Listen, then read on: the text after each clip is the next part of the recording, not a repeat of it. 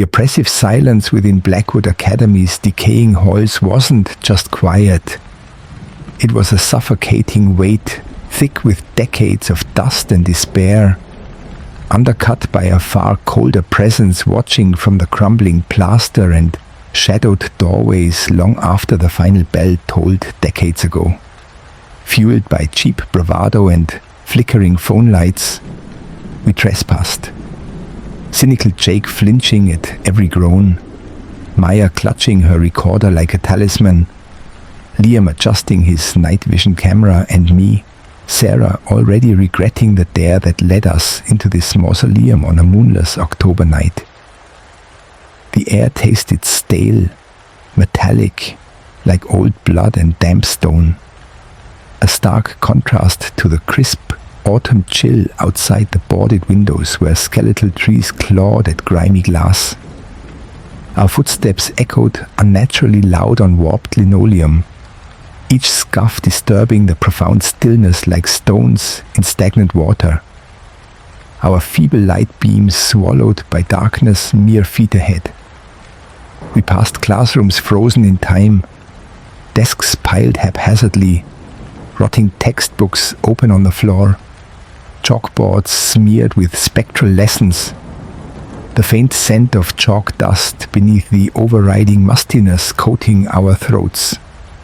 The legend centered on Miss Eleanor Thorne, the stern 7th grade English teacher found hanged in the 3rd floor supply closet back in 1978.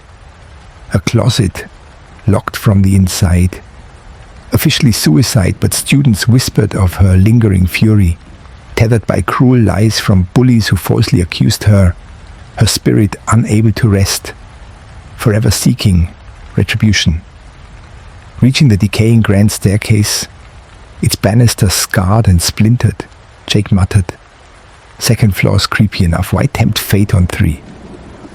But Maya, drawn to the epicenter, hissed, "Evidence, Jake. This is where she stayed." Reluctantly we ascended. The stairs groaned like old bones. The 3rd floor corridor stretched longer, darker, the air perceptibly colder, frosting our breath into unnaturally still plumes. The damp smell stronger, now mixed with a faint, sickly sweet odor of decaying lilies absent downstairs. At the hall's end, barely visible, stood the supply closet door, warped grimy green, its heavy padlock hanging impossibly open. Police reports stated it was locked, the key in Miss Thorne's dead hand. A collective shiver colder than the air ran through us. Liam raised his camera, infrared casting eerie green light.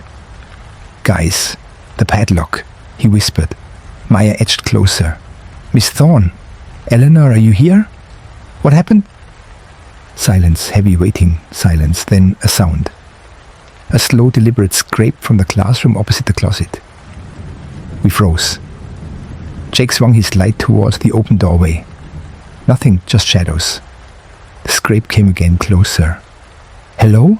Jake called, voice tight. A low guttural sigh echoed from the classroom, breathless, filled with profound weariness and icy malice that prickled my neck.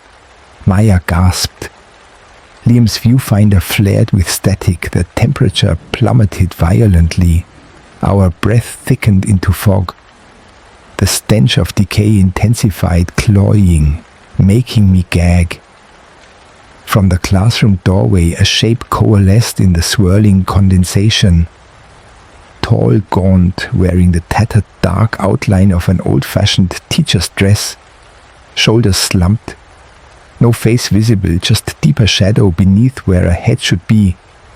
Radiating pure sorrow and terrifying, focused anger that pressed down, rooting us in primal terror. The figure stood radiating despair so profound it felt like drowning. A single icy tear glistened in the infrared.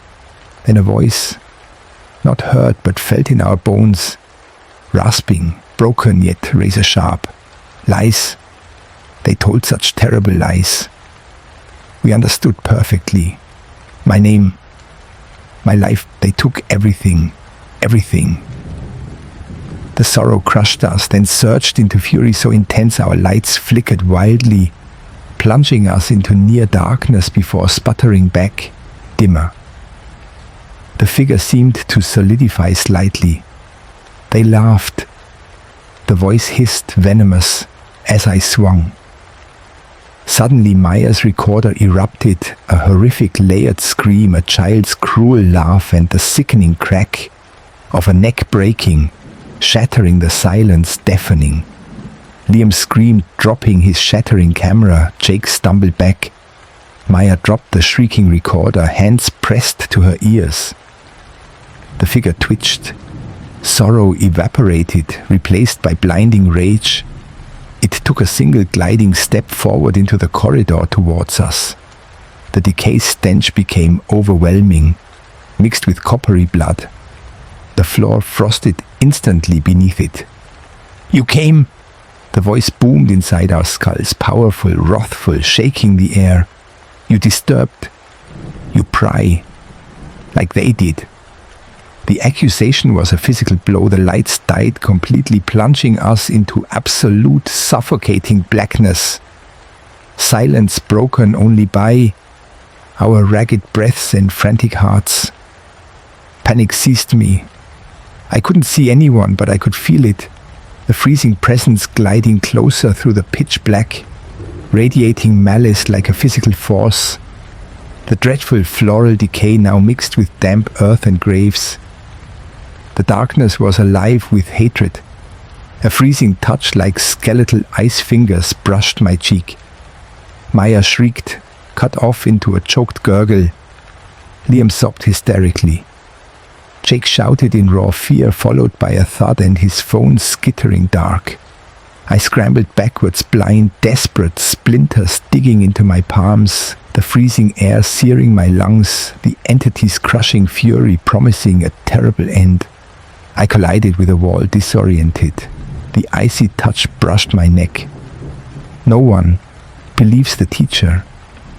The voice slithered into my mind, intimate, filled with centuries of bitterness, until it is far, far too late. The last word elongated, echoing. Then the faintest, most terrifying sound, the soft, unmistakable creak of ropes straining against wood from the open supply closet. A whimper escaped me. The freezing presence hovered inches away in the absolute dark, the grave soil smell overwhelming, the spectral creak a morbid metronome. Escape was ludicrous.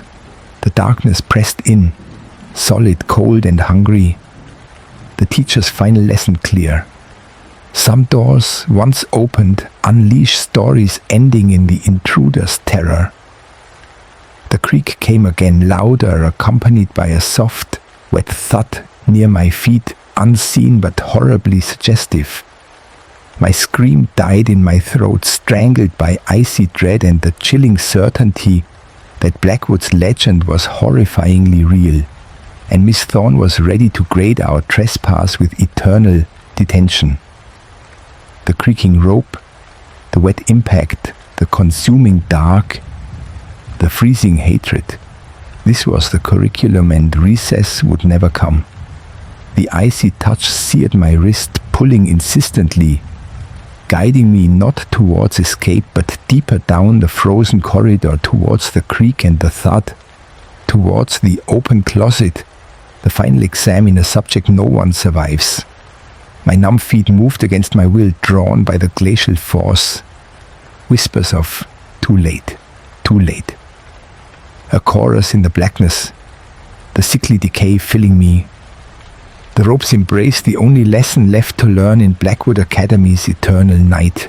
Story number 2. Blackroot Hollow's silence wasn't quieted, was thick, suffocating, pressing in from the ancient clawing trees as bruised twilight deepened into oppressive night. Taking the shortcut was pure idiocy, fueled by haste and a dying phone, ignoring the villagers' fearful warnings about this place near Samhain. Regret arrived too late, cold as the air biting through my jacket. The familiar path vanished, replaced by a maze of twisted roots and thorny snares beneath a moon choked by racing clouds. Every rustle in the decaying leaves sounded deliberate, too close to something heavier than a squirrel paced just beyond my flashlight's weakening, flickering halo.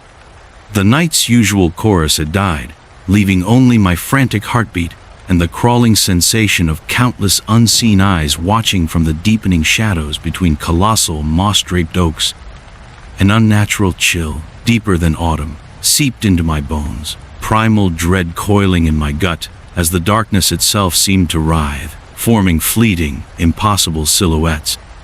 Whispers began faint as dry leaves on stone growing colder, clearer, slithering directly into my mind. They spoke no known language, only malice and ancient hunger, urging me to run, freeze, scream. My flashlight sputtered, beam dimming sickly yellow, plunging patches ahead into utter black. In those terrifying instants, I glimpsed them, impossibly tall, thin figures flitting between trunks with disjointed grace, absorbing light, leaving deeper voids. I ran blindly, stumbling over roots, tearing through vines, the whispers escalating into guttural clicks and chants vibrating in my marrow. Crashing pursuit grew louder, closer, impossibly heavy. I burst into a small moonlit clearing, gasping. Terror froze me. Centered in an unnaturally bright shaft of moonlight stood a figure draped in tattered, moss-furred rags, radiating profound age and bottomless malice. Its face lay hidden beneath a hood, yet its presence crushed my spirit. The air crackled, reeking of ozone and decay. The whispers became one deafening command: kneel. Where a face should be was an abyss, a swirling vortex of utter darkness, pulling at light and sanity, promising dissolution. Time distorted. My light died. Only the merciless beam illuminated the entity as its form elongated, rags dissolving into tendrils of pure, freezing shadow reaching out. A guttural grind emanated from the void.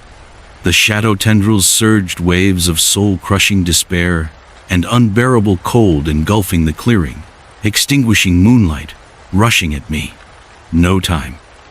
Only the horrifying certainty of consumption by that ancient, hungry dark, the last sensation an icy burn searing my being, the whispers a triumphant roar. The woods hadn't been empty.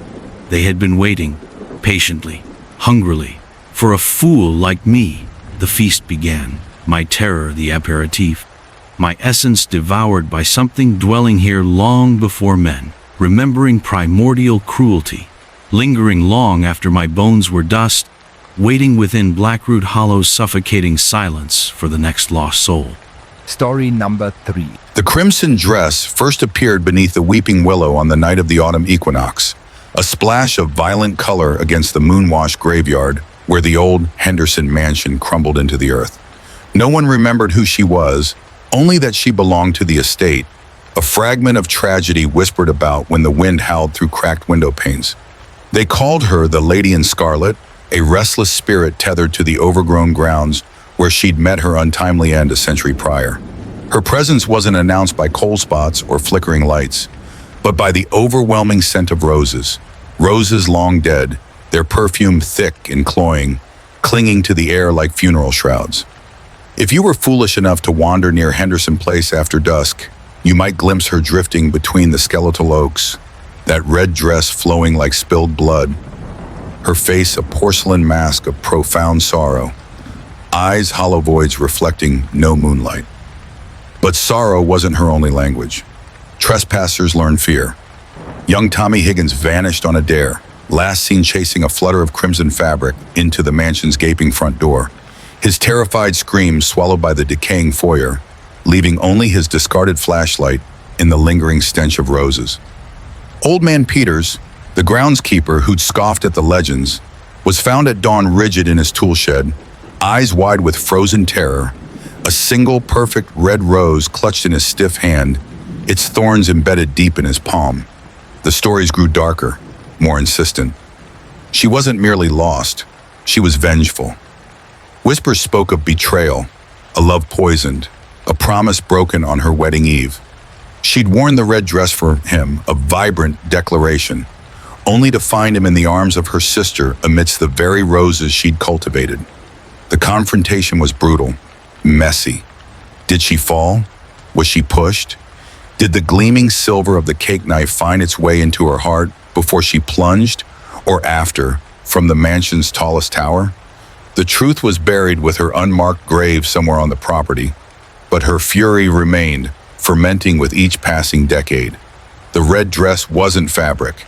It was a manifestation of her rage, her humiliation, her spilled lifeblood eternally on display. To see her was an omen, a death sentence whispered on rose-scented air. She didn't chase, she appeared impossibly close, her icy breath frosting your cheek, the rustle of her silken gown the only sound in the sudden, suffocating silence. Paralysis would seize you, not supernatural but primal, the terror of prey recognizing the predator.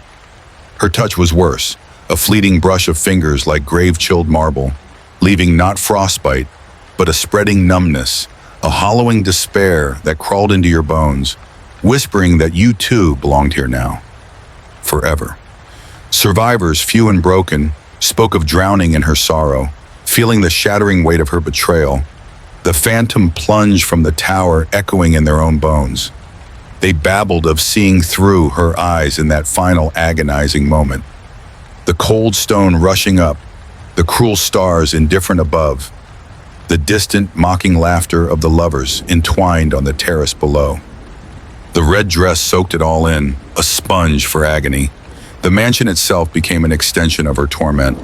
Walls wept condensation like tears, floorboards groaned with the memory of her fall, and shadows in the ballroom sometimes resolved into fleeting waltzes, a ghostly couple spinning, one figure radiant in white, the other a smudge of darkness.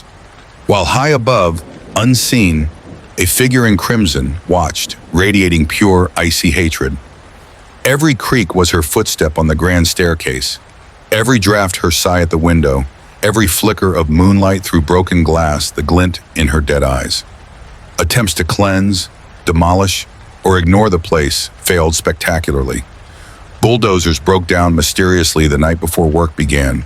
Priests fled, babbling of overwhelming despair and the smell of roses clinging to their vestments.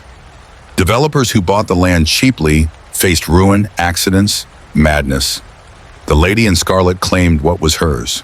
Her territory expanded with neglect, the woods growing thicker, darker, the roses impossibly returning.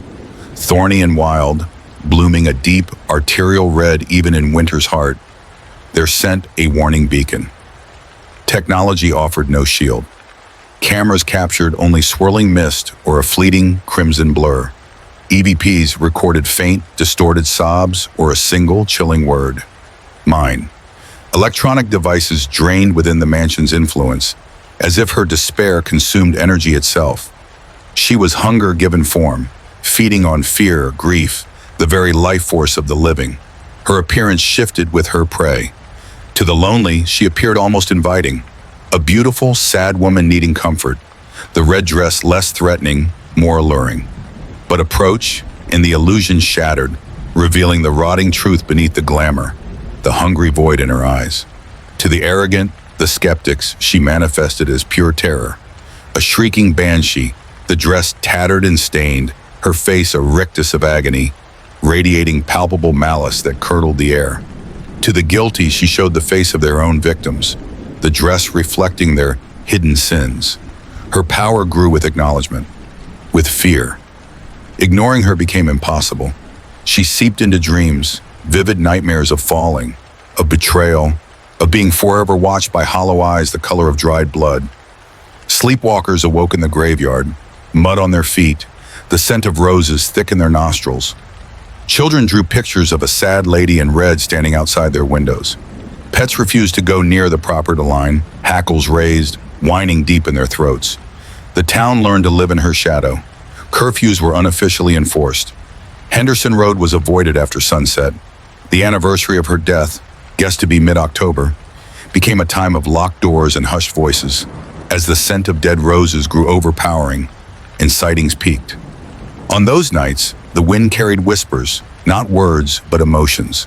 Waves of crushing sorrow, sharp stabs of jealousy, the suffocating weight of betrayal. Some claimed to hear faint, discordant music drifting from the ruins, the ghost of a wedding waltz played on a broken piano. She wasn't confined. The red dress was seen flickering near the old mill pond miles away, where her faithless lover supposedly drowned years after her death, pulled under by unseen hands amid strangely blooming water lilies. It was glimpsed on fog-shrouded bridges, in the mirrors of late-night drivers on deserted roads, always just for a second. A flash of impossible crimson in the periphery, followed by a wave of inexplicable dread and the phantom scent of decayed roses. Her reach was the reach of sorrow, of betrayal, of unresolved rage. She was a warning etched in scarlet. Some wounds never heal, some debts demand payment, and some ghosts aren't just memories. They are active, ravenous things. The invitation was always silent, always terrifying. A glimpse of red in the twilight woods, an overpowering floral stench on a moonless night, the feeling of being watched from the crumbling tower window. She waited, she remembered, and the red dress, eternally vibrant, eternally hungry, continued its silent vigil, a monument to love turned to poison, a beacon for the one, and a shroud for those foolish enough to answer its wordless, sorrowful call. To look upon her was to court oblivion, to feel the icy fingers of the grave brush your soul, to understand that death isn't the end, but a transformation into something else entirely. Something that remembers, something that hungers, something forever clad in the searing, unforgettable red of its own violent demise.